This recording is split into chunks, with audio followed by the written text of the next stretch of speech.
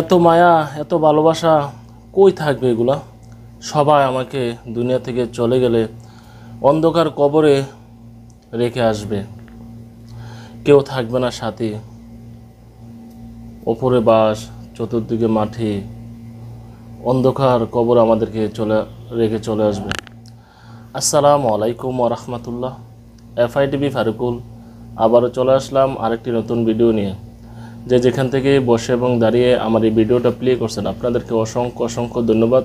প্রত্যেকে ভিডিওটা না টেনে সম্পূর্ণ দেখতে থাকুন। আজকে যে কথাগুলো নিয়ে আসছি খুবই গুরুত্বপূর্ণ। আসুন জেনে নিই মূল বিষয়।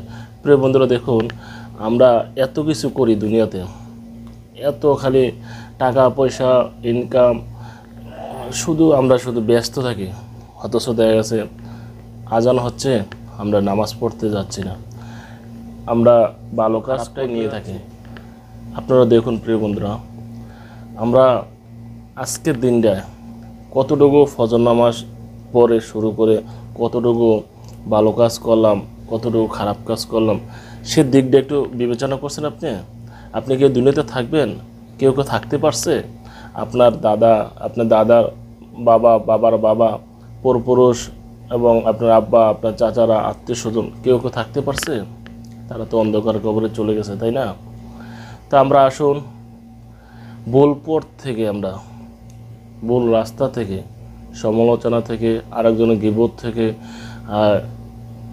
হারাম টাকা উপার্জন থেকে, কিভাবে মানুষকে ঠকাবো সেটা থেকে বিরত থাকি।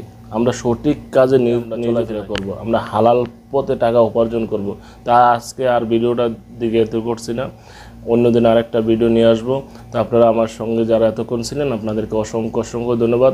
প্রত্যেকে ভিডিওটা শেয়ার করে দেবেন, একটি লাইক দিয়ে কমেন্ট করবেন। আর যে নতুন আমার এই চ্যানেলে, এখনই চ্যানেলটিকে সাবস্ক্রাইব করে নেবেন, পাশে থাকা বেল আইকনটি বাজিয়ে দিবেন। সবাই ভালো থাকুন, সুস্থ থাকুন। আল্লাহ হাফেজ। আসসালামু আলাইকুম ওয়া রাহমাতুল্লাহ।